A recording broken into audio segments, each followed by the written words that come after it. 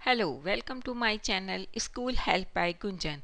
हम अपनी पहली वीडियो में डिस्कस कर चुके हैं highlights of new education policy 2020, जिसका कि लिंक मैं डिस्क्रिप्शन बॉक्स में दे दूंगी। हमारा आज का टॉपिक है new education policy 2020 implementation is की। यस, किसी भी पॉलिसी के सक्सेसफुल होने के लिए उसका ढंग से इम्प्लीमेंटेशन बहुत ज़रूरी है। और हमारी ये एक नई एजुकेशन पॉलिसी एक बहुत अच्छी पॉलिसी होने के बावजूद इसमें बहुत सारे की चैलेंजेस हैं कि इसके इम्प्लीमेंटेशन में उनको ध्यान में रखना बहुत ज़रूरी है।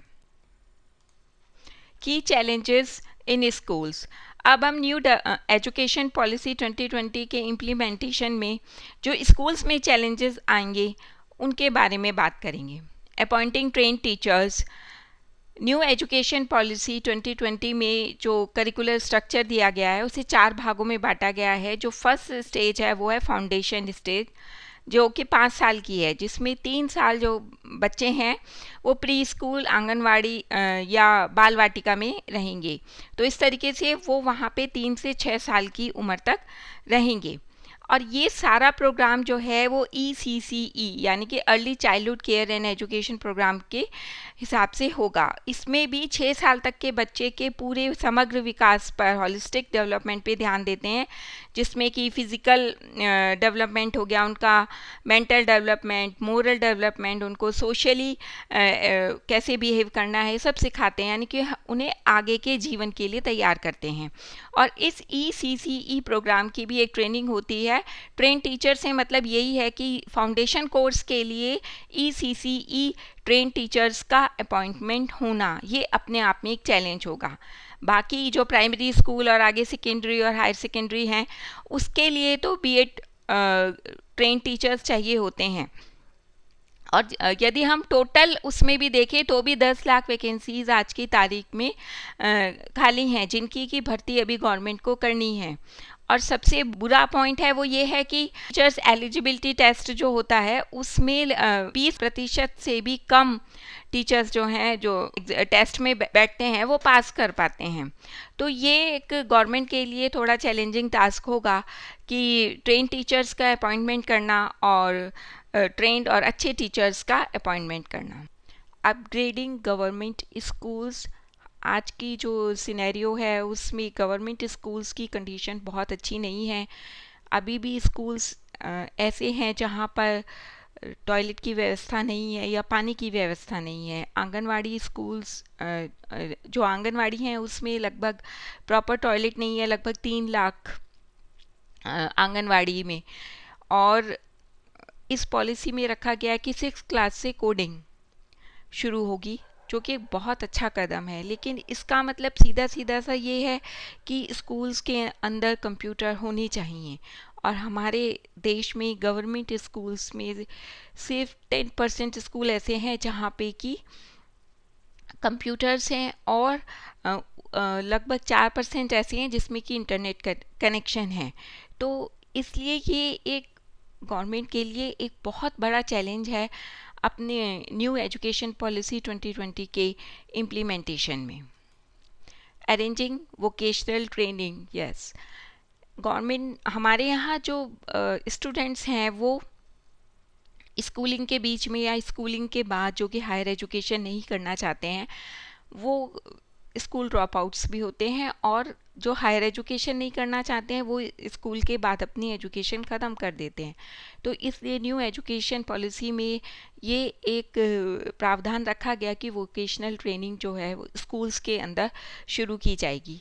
ये भी गवर्नमेंट के लिए एक बहुत बड़ा टास्क है कि वोकेशनल ट्रेनिंग को हर स्कूल के अंदर, और हर तरीके की वोकेशनल ट्रेनिंग, जैसे बढ़ई का काम, माली का काम, इसके बाद पेपर मैशिंग है, पेपर से रिलेटेड वर्क, और भी बहुत सारे ऐसे काम हैं जो कि स्कूल्स के अंदर सिखाए जाएंगे। और उसका अरेंजमेंट करना हर स्कूल के अंदर ये भी एक ही चैलेंज है NEP के इम्प्लीमेंटेशन के लिए।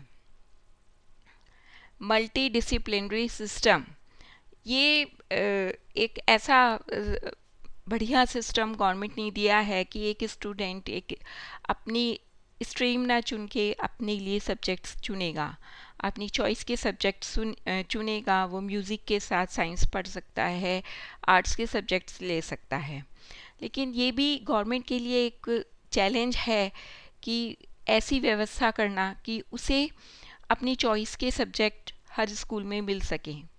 ऐसा भी पॉसिबल है कि एक स्टूडेंट 9th में या 11th में अपनी पसंद के सब्जेक्ट चुन लेता है, सपोज़ उसने फिजिक्स लिया, म्यूज़िक लिया, पॉल साइंस लिया, लेकिन उसको किसी वजह से 10th में दूसरे स्कूल में या दूसरे शहर में जाना पड़ता है, तो वहाँ पे भी उसे ये इस सब्जेक्ट्स अवेलेबल होंगे उसकी चॉइस के। तो इसके लिए भी ये गवर्नमेंट के लिए एक चैलेंज है, और हो सकता है इसको आगे गवर्नमेंट एड्रेस भी करे कि किस तरीके से वो इस सिस्टम को इम्प्लीमेंट करेंगे। फंड्स इतने सारे, जब हमें ट्रेन टीचर्स चाहिए, हमें स्कूल्स का अपग्रेडेशन करना है, वोकेशनल ट्रेनिंग देनी है और मल्टी डिसिप्लिनरी सिस्टम्स को लागू करना है, तो निश्चित रूप से हमें फ़ंड्स की ज़रूरत है। जानकारों का कहना है कि हमें अपनी जीडीपी का 6% खर्च करना चाहिए, लेकिन अभी हम एजुकेशन पे सिर्फ 3% ही खर्च कर रहे हैं। तो इसके लिए भी गवर्नमेंट को फंड्स जुटाने होंगे ताकि वो अपनी एजुकेशन पॉलिसी को इम्प्लीमेंट अच्छी तरीके से कर सके। पॉलिटिकल इश्यूज़, एजुकेशन हमारे यहाँ कॉन्करेंट लिस्ट में है, जिसका मतलब है कि सेंट्रल और स्टेट गवर्नमेंट दोनों के पास पावर्स हैं। तो इसलिए कि इस बात पे भी बहुत ज़्यादा इसके इम्प्लीमेंट NEP यानी कि न्यू एजुकेशन पॉलिसी 2020 की इम्प्लीमेंटेशन की सक्सेस का असर जो होगा वो स्टेट गवर्नमेंट के डिसीजंस पर भी बहुत ज़्यादा डिपेंड करेगा। ये की चैलेंजेस थे स्कूल की रिगार्डिंग, और अब हम की चैलेंजेस देखते हैं आप अंडर ग्रेजुएशन के लिए। मल्टी डिसिप्लिनरी सिस्टम, जैसे हमें पता है कि अंडर ग्रेजुएशन के लिए भी मल्टी डिसिप्लिनरी सिस्टम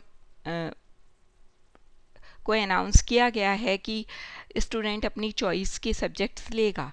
तो यहाँ भी यही प्रॉब्लम है कि उसको एक कॉलेज छोड़ के वो दूसरे कॉलेज में जाता है, तो वहाँ पे उसे वो ही सब्जेक्ट्स पढ़ने को मिलेंगे या नहीं।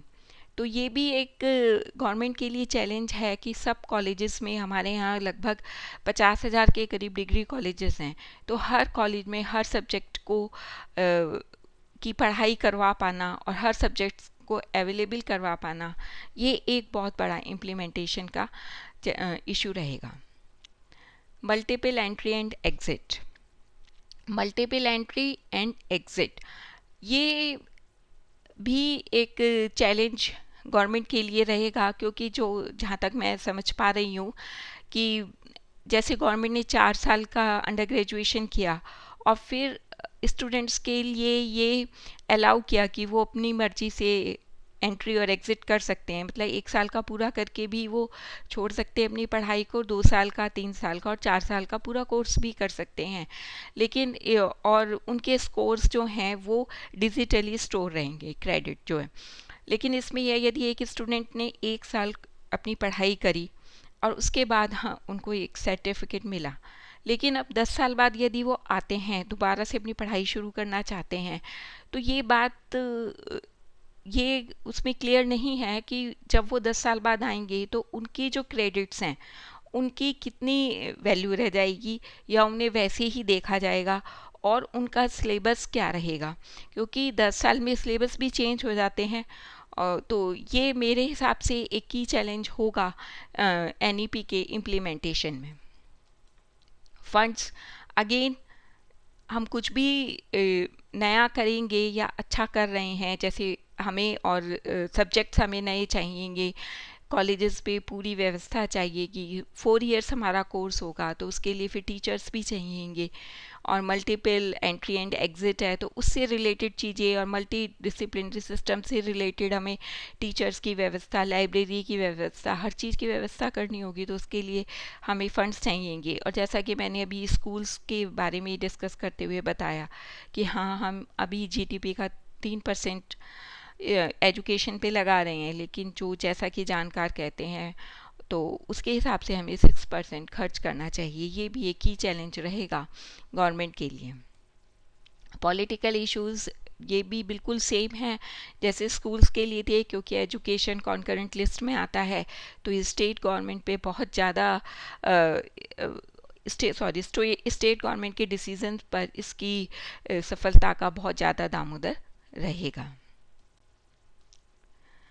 हमारे union information and broadcast minister mister Prakash Javadekar ने 13 अगस्त को एक वेबिनार हुआ था एनईपी पे, तो उन्होंने कहा कि ये पॉलिसी इंश्योर करेगी एक्सेसिबिलिटी को, इक्वालिटी को, क्वालिटी को, अफोर्डेबिलिटी एंड अकाउंटेबिलिटी को, और हम भी यही होप करते हैं कि ऐसा ही होगा। ये एनईपी जो है एनईपी 2020 सारे चैलेंजेस को पार करेगी और बहुत अच्छी तरीके से इंडिया में लागू होगी, और निश्चित रूप से हम इस एनईपी में एक नया भविष्य भारत का देख रहे हैं।